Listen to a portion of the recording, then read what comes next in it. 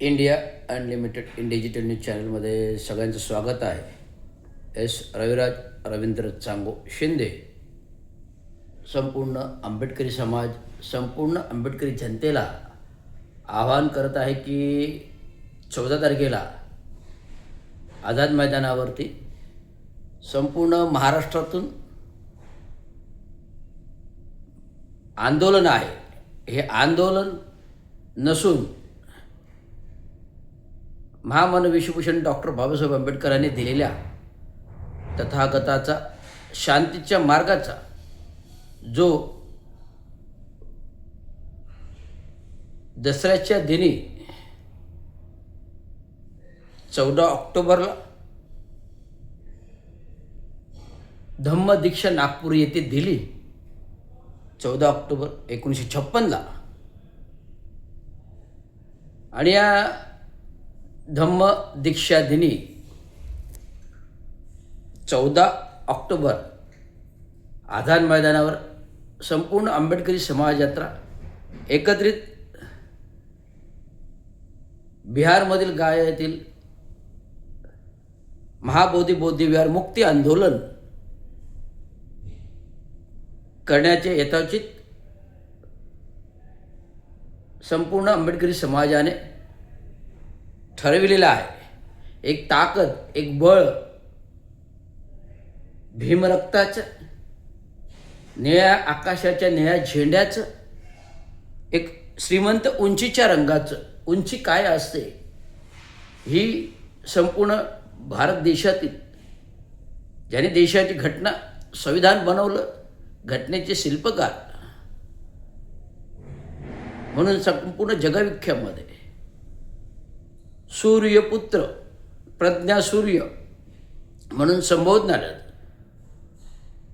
जिथपर्यंत सूर्य चंद्र या पृथ्वी तलावर आहेत तोपर्यंत भीमराव डॉक्टर बाबासाहेब आंबेडकर यांचं नाव गाजत राहणार. कारण त्यांचं कार्य एवढं महान आहे, जगविख्यात विश्वास आहे. त्यांनी आपल्या समाजाला एक शांती धर्माचा मार्ग दिला,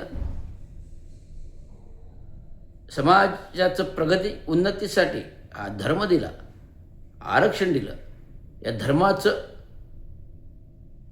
मोठं स्थान सम्राटकालीन महाबोधी बौद्धविहार जे बौद्धगया बिहार येथे आहे. या बौद्धविहारामध्ये ब्राह्मण लोकांचे स्तोम असून बौद्धांना आणि बौद्ध भिक्षुकांना तिथे प्रवेश नाही आहे. कायदा 1949 स्वातंत्र्यानंतर 15 ऑगस्ट 1947 रोजी स्वातंत्र्यानंतर 2 वर्षानंतर कायदा 1949 बनविला गेला. या कायद्यामध्ये या बौद्ध विहाराचं, महाबोधी बौद्ध विहाराचं व्यवस्थापन जिल्हा कलेक्टर गया आणि 4 महंत ब्राह्मण आणि 4 बौद्ध जे ते ब्राह्मणांचं ऐकतील अशा लोकांना या कमिटीवर घेऊन व्यवस्थापन कमिटी निर्माण केली. आणि हाच तो कायदा 1949 व्यवस्थापनाचा बिहार सरकारने बनविला. आणि हा कायदा बनविल्यानंतर भट ब्राह्मणांचं एवढं स्तोम माजलं की या बुद्धविहारामध्ये बौद्ध धर्मीय लोकांना प्रवेश नाही, बौद्ध भंत्यांना प्रवेश नाही. जर देशाच्या स्वातंत्र्याच्या इतिहासामध्ये डॉक्टर महामानव विश्वभूषण परमपूज्य बाबासाहेब आंबेडकर यांनी संविधान आणि घटनेद्वारे कायदेतंत्र प्रणाली बनविली. देशावर केंद्रामध्ये लोकशाहीची सत्ता असते, तसे राज्यावर पण लोकशाहीची सत्ता असते. देशामध्ये पंतप्रधान असतो, राज्यामध्ये मुख्यमंत्री असतो. तर या मुख्यमंत्री आणि देशाच्या राज्यावरचं लोकशाही सरकार केंद्राचं या संविधान आणि घटनेच्या आधारावर चालतं, लोकशाही तंत्रप्रणाली मूल्याने चालतं.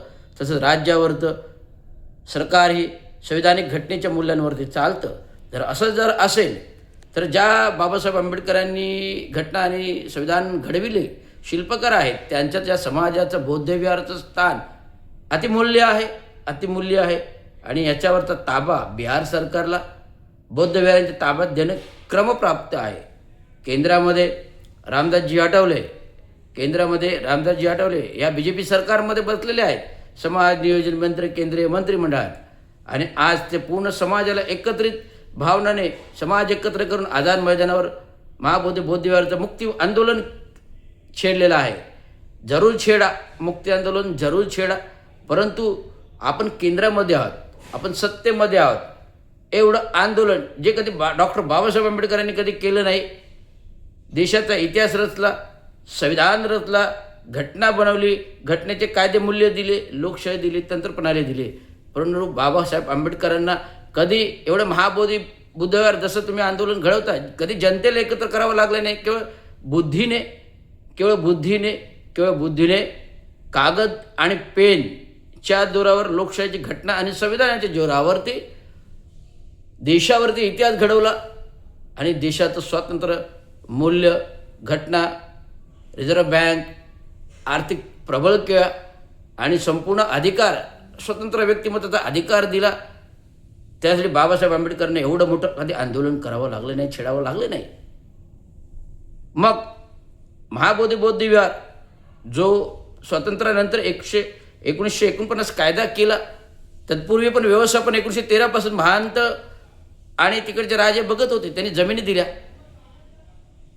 परंतु देशाचा स्वातंत्र्यानंतर आलेला कायदा लोकशाही तंत्रप्रणालीचा नुसार जर बघायला गेलं तर बिहार सरकारने आपोआपच लोकशाही मार्गानुसार हे अधिकार सांगायची गरज नाही, तो द्यायला पाहिजे. परंतु यासाठी आपल्याला लढा उभारावा लागतो. कारण का डॉक्टर बाबासाहेब आंबेडकर हयातीत नाही आहेत. डॉक्टर बाबासाहेब आंबेडकर हयातीत नाहीत. कागद आणि पेन यांनी जी क्रांती घडवली बाबासाहेबांनी, ती क्रांती आता आपल्याला मोठ्या संख्येने सरकारला, केंद्र सरकारला, बिहारच्या राज्य सरकारला महाराष्ट्राची ताकद दाखवायची आहे. महाबोधी बौद्धविहार हा मुक्त झालाच पाहिजे आणि भट ब्राह्मणांपासून तर मुक्त झालाच पाहिजे. देशामध्ये सर्वधर्मीय जाती धर्माचे 18 पगड जाती धर्माचे लोक राहतात. मुंबई ही संपूर्ण 18 पगड जाती धर्माचे लोक राहतात. परंतु बौद्ध धर्मीय कधी कोणाच्या फंद्यामध्ये पडलेले नाही, कोणाच्या धंद्यामध्ये पडलेले नाही. आपलं शांततेने गौतम बुद्धांच्या मार्गाने जातात. परंतु शांततेच्या मार्गाला कोणी चिथावणी देण्याचा प्रयत्न केला, तर शांतीप्रिय जाणाऱ्या मार्गाला कोणी चिथावणी देण्याचा प्रयत्न केला. हा मार्ग उलटा करून टाकण्याची ताकद, हा मार्गच उलटा करून टाकण्याची ताकद जय भीमच्या रक्तामध्ये आणि या झेंड्याच्या रक्तात आहे. डॉक्टर बाबासाहेब आंबेडकरांच्या माणसाच्या कणाकणातील रक्तामध्ये आहे. हे संपूर्ण भारत सरकारने जाणून घ्यावं आणि लवकरात लवकर महाबोधी बौद्धविहाराचा कायदा 1949 रद्द करावा. लवकर महाबोधी बौद्धविहाराचा कायदा 1949 रद्द करावा. संविधान आणि घटनेनुसार, कायद्यानुसार जो कायदा बिहार सरकारने, बिहारचे मुख्यमंत्री योगी महाराज जे भगवे वस्त्र घेऊन सगळ्या जगभर फिरत आहेत, त्यांना कळाडून हा विरोध जनतेच्या डॉक्टर बाबासाहेब आंबेडकरांच्या रक्ताचा कसा असतो तो दाखवायची वेळ आली. म्हणून 14 तारखेला महाबोधी बौद्धविहार मुक्ती आंदोलनान्वये आझाद मैदानावरती सर्वांनी एकत्र व्हा. आझाद मैदानावरती सर्वांनी एकत्र व्हा. आझाद मैदानावर ना रहेगी भीमराज, रहा है उसका पेन और कलम. ना रहे भीमराज, रहा है उसका पेन और कलम. घटना और संविधान और लोकशाही कायदा तंत्र प्रणाली है कड़क. अगर उसका सही अमल करोगे तो कोई माइका लाल, कोई भी घटना और कोई भी संविधान ये बना नहीं सकता. इतना ही बोलता हूँ. और ये अपना आंदोलन जल्द का जल्द 14 तारीख को है, उसमें शामिल हो जाए. धन्यवाद. जय भीम, जय महाराष्ट्र, जय हिंद, जय भारत.